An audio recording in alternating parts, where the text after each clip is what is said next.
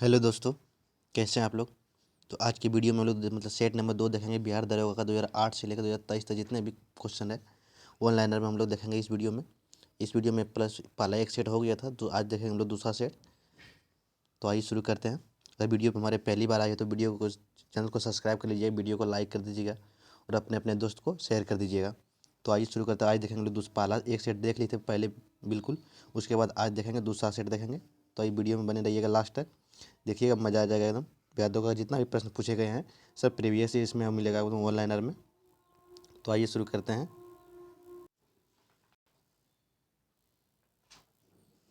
तो आज ये वीडियो हम लोग जो शुरू करेंगे, आइए शुरू करते हैं। ये है क्वेश्चन है, ये जो सेट है दूसरा सेट है, ये है देखेंगे हम लोग बिहार दरोगा पुलिस अभिरक्षक जो 12/7/2017 जो एग्जाम हुआ था, 2017 को जो एग्जाम हुआ था, तो उसके क्वेश्चन को हम लोग देखेंगे इस वीडियो में। तो आइए शुरू करते हैं। पहला क्वेश्चन है कि उच्च न्यायालय के न्यायाधीश के अवकाश ग्रहण की उम्र कितनी होती है? 65 वर्ष की। कितनी होती है? 65 वर्ष की होती है।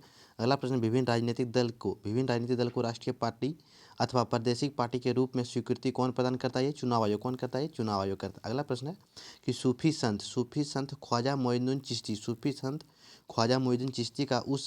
चिश्ती का उर्स कहाँ बनाया गया था ये अजमेर में। कहाँ है? अजमेर शरीफ में। कहाँ है? अजमेर शरीफ में। अगला प्रश्न है कि भारत के सुदूर पूर्व में जो देश सर्वाधिक लंबी सीमा बनाता है वह कौन सा देश है? म्यांमार है। कौन सा है? म्यांमार। अगला प्रश्न है कि सिंधु नदी की लंबाई लगभग उतनी ही है जितना ब्रह्मपुत्र की है। लगभग यह कितना है? 2900 किलोमीटर। 2900 किलोमीटर। नेक्स्ट प्रश्न है अगला प्रश्न है कि भारतीय संविधान के अनुसार राज्य का कार्यवाही अध्यक्ष कौन होता है? ये राष्ट्रपति। कौन होता है? राष्ट्रपति होता है। अगला प्रश्न है कि वह कौन सी विश्व निकाय 1920 में स्थापित हुई थी और 1946 में भंग हो गया था? वह था लीग ऑफ नेशन। कौन था वह? लीग ऑफ नेशन था। अगला प्रश्न है कि भारतीय नागरिकों के मौलिक कर्तव्यों कितने हैं? भारतीय नागरिक के मौलिक कर्तव्य कितना है? 11 है। कौन सा कितना है? 11 है। अगला प्रश्न है कि राज्यसभा में सदस्यों की अधिकतम संख्या कितनी हो सकती है? राज्यसभा में सदस्यों की संख्या अधिकतम 250 हो सकती है। कितना हो सकता है? 250। अगला प्रश्न है कि महात्मा गांधी का जन्म जो 2 अक्टूबर 1869 हुआ था। कितना हुआ था महात्मा गांधी का जन्म? 2 अक्टूबर 1869 ईस्वी में। अगला प्रश्न है सिखों के गुरुओं में गुरु गोविंद सिंह कौन से गुरु थे? 10वें गुरु गोविंद सिंह का कौन सा कर्म था? 10वें गुरु था। अगला प्रश्न है कनिष्ठ जो है किस वंश का राजा था? कनिष्ठ कुषाण वंश का राजा था। कौन वंश का था? कुषाण वंश का। अगला प्रश्न है नेक्स्ट प्रश्न है अगला प्रश्न है कि भारत पर आक्रमण करने वाला पहला मुसलमान कौन था? ये मोहम्मद बिन कासिम। जो 712 ईस्वी में ये किया था। अगला प्रश्न है कि पृथ्वी अपनी धुरी पर कितनी देर घूमती है? 23 घंटा 56 मिनट 4 सेकंड। कितनी देर घूमती है? 23 घंटा 56 मिनट 4 सेकंड। अगला प्रश्न है कि कौन सा ग्रह सूर्य की परिक्रमा करने में 88 दिन लगाता है? 88 दिन जो लगाता है ये बुध ग्रह। कौन लगाता है? बुध ग्रह। बुध और शुक्र कोई मतलब उपग्रह भी नहीं है ये सबको। अगला कि गारो जनजाति कहाँ पर रहती है? मेघालय में। गारो पर्वत भी मेघालय में। गारो खासी जयंतिया ये सब मेघालय में पाया जाता है जनजाति है। सॉरी। अगला प्रश्न है कि रामनाथ कोविंद राष्ट्रपति के पद का प्रत्याशी बनाए जाने के समय किस राज्य का राज्यपाल पद के थे? वो बिहार का। कहाँ का था? बिहार का। अगला प्रश्न है नेक्स्ट प्रश्न है अगला प्रश्न हो जाएगा कि उस खगोल भौतिक शास्त्री का नाम बताएं जो कि क्षय छंत्रित रोग से पीड़ित और केवल कंप्यूटर के माध्यम से ही अपनी बात कर सकता था। वह था स्टीफन हॉकिंस। कौन था वह? Stephen Hawkins. अगला प्रश्न है कि दिल्ली चलो का नारा किसने दिया था? S C Bose. दिल्ली चलो का जो नारा दिया था एस सी यानी सुभाष चंद्र बोस ने। किसने दिया था? सुभाष चंद्र बोस। अगला प्रश्न है भारत की बुलबुल किसे कहा जाता है? भारत की जो बुलबुल जो है ये सरोजिनी नायडू को। भारत की बुलबुल किसे कहा जाता है? भारत की बुलबुल सरोजिनी नायडू को। अब भारत की कोकिला किसे बोलेंगे? बिहार की कोकिला किसे बोलेंगे इसको? शारदा सिन्हा को। किसे बोलेंगे? शारदा सिन्हा। अगला प्रश्न है कि भारत के प्रथम गवर्नर जनरल कौन थे? Lord William Bentinck. कौन थे? Lord William Bentinck. अगला प्रश्न है कि भारत के सर्वोदय नेता लोकमान्य तिलक भारत के सर्वोदय नेता लोक नारायण जयप्रकाश नारायण का जीवन काल क्या था? वह 1902 से लेकर 1900 1979 में, 1979। अगला प्रश्न है कि हर्षवर्धन के साम्राज्य के समय चीनी पर्यटन भारत आया था, कौन सा वो था? हर्षवर्धन के समय कौन आया था? हेनसोंग आया था। कौन आया था? हेनसोंग आया था। नेक्स्ट प्रश्न हो जाएगा। अगला प्रश्न है कि भारत में राष्ट्रीय आय का लेखा किसके द्वारा प्रकाशित किया जाता है? केंद्रीय सांख्यिकी संगठन के द्वारा। किसके द्वारा? केंद्रीय सांख्यिकी संगठन के द्वारा। अगला प्रश्न है विश्व बैंक दूसरा नाम क्या है? विश्व बैंक का दूसरा नाम क्या है? IBRD। अगला प्रश्न है कि विश्व का सबसे बड़ा सुदर्शन कहाँ स्थित है? ये गुड़झोउ मतलब चीन में। कहाँ है? गुड़झोउ मतलब चीन में स्थित है। नेक्स्ट प्रश्न हो जाएगा।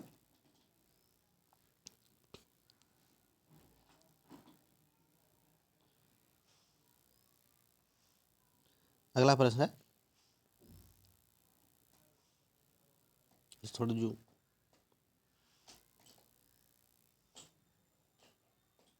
नेक्स्ट प्रश्न है कि बिहार की सॉरी बिहार की द्वितीय राजभाषा क्या है? बिहार की द्वितीय राजभाषा क्या है? ये उर्दू हो जाएगा। क्या हो जाएगा? उर्दू हो जाएगा। अगला प्रश्न है कि बिहार के मुख्यमंत्री नियुक्त कौन करता है?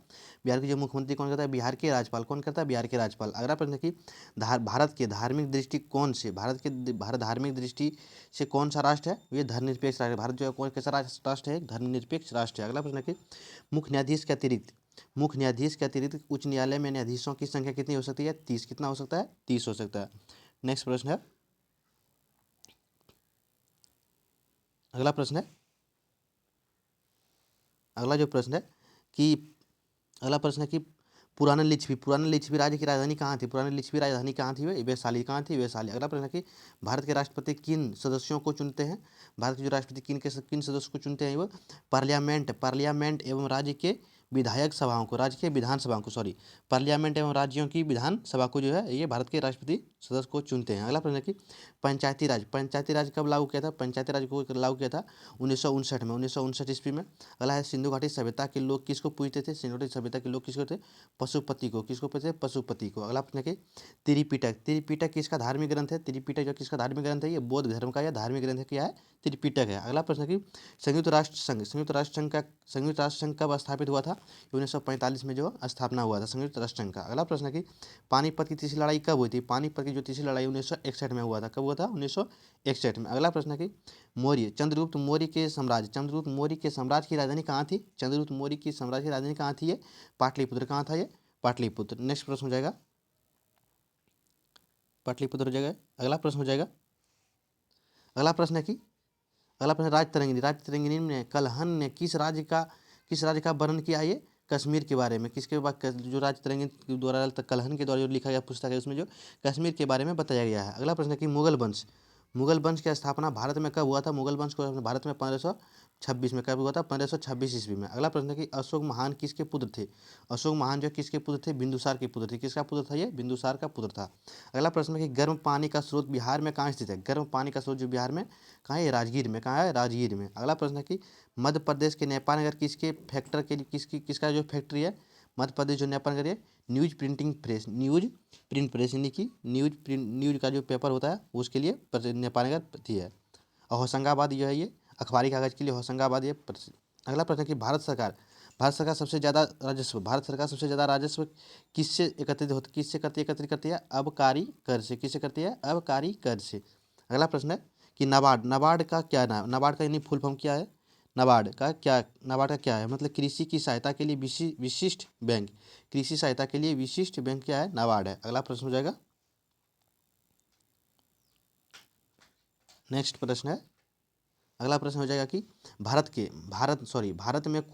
भारत में कुल सिल्क वस्त्रों का लगभग 50% उत्पादन करने वाला राज्य कौन सा? सिल्क वस्त्रों का उत्पादन कौन से करेगा 50% से ज़्यादा?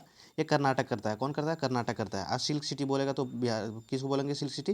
भागलपुर को क्या बोलते हैं? Silk city. अगला प्रश्न है कि किसी भी समुदाय के स्वास्थ्य का पता कैसे चलता है? किसी भी समुदाय का स्वास्थ्य का पता कैसे चलता है?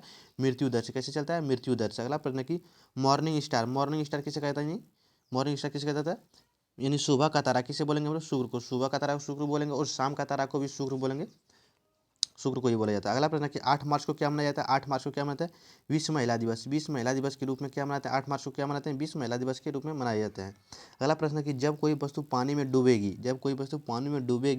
डूबेगी जाती है तो उसके भार में कमी बराबर होते हैं, किसके बराबर होता है ये? उसके द्वारा हटाए गए द्रव्य की मात्रा के द्वारा। अगला प्रश्न है कि टीआरपी का अर्थ क्या है? टीआरपी का अर्थ क्या है? Television rating point. टीआरपी का अर्थ क्या होता है? मतलब टीआरपी का बोलेगा फुल फॉर्म तो क्या होगा?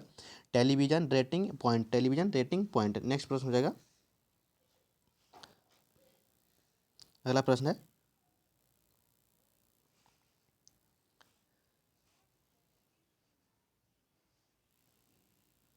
अगला प्रश्न न्यूजीलैंड का कौन सा पक्षी विलुप्त हो गया है? न्यूजीलैंड का कौन सा पक्षी विलुप्त हो गया है? अगला हो जाएगा मोआ। कौन हो जाएगा? मोआ। अगला प्रश्न, आवर्त सारणी जो है किसने तैयार किया था? ये आवर्त सारणी किसने तैयार किया था? मेंडलीफ ने। किसने किया था? मेंडलीफ ने। अगला प्रश्न है कि स्लेट किसका रूपांतरित रूप है? स्लेट जो है किसका रूपांतरित रूप है? ये सेल का। स्लेट किससे बना हुआ था? सेल का बना होता है। अगला प्रश्न है कि बेरी रोग किसकी कमी की वजह से होता है? बेरी रोग जो किसकी कमी से होता है? ये विटामिन बी से। किससे होता है? विटामिन बी से। अगला प्रश्न है कि पेस मेकर किसे संबंधित है? पेस मेकर जो है किससे संबंधित है? हृदय की धड़कन जो मापता है, इसे पेस मेकर के द्वारा ही मापा जाता है। अगला प्रश्न है कि कितने अणु एक मोल के बराबर होते हैं? यानी एक मोल बराबर कितना अणु होता है? ये एक मोल बराबर कितना हो जाएगा? 6.023 गुने 10 पे पावर 23। एक कितने मोल एक अणु जो है ये मोल के बराबर होते हैं? यानी एक मोल बराबर कितना हो जाएगा? 6.023 गुना 10 पे पावर 23। अगला प्रश्न है कि प्लास्टर ऑफ पेरिस का सूत्र क्या होता है? प्लास्टर ऑफ पेरिस का सूत्र क्या होता है? CaSO4 हॉल, फिर CaSO4 into half H2O, two into half H2O। इसे प्लास्टर ऑफ द पेरिस का रासायनिक सूत्र ये हो जाएगा। तो ये मेरा दूसरा सेट था। बिहार दरोगा का जो क्वेश्चन था ये दूसरा सेट था। इसी तरह मिलेंगे नेक्स्ट टेस्ट में।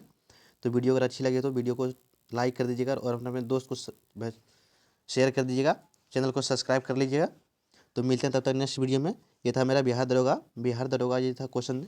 ये सेट नंबर 2 था। ये कितना सेट नंबर ये दूसरा था। ये पहला एक सेट ऑलरेडी हो गया था। आप लोग नहीं देखे तो प्ले लिस्ट का बना दिए हैं, आप लोग जाके प्ले लिस्ट में जाके देख सकते हैं। ये देखिए बिहार दरोगा पुलिस निरीक्षक जो कि 17/12/2017 सॉरी 12/7/2017 को जो एग्जाम हुआ था बिहार दरोगा, उसका ये प्रश्न था, क्वेश्चन था पूरा जीके जीएस का।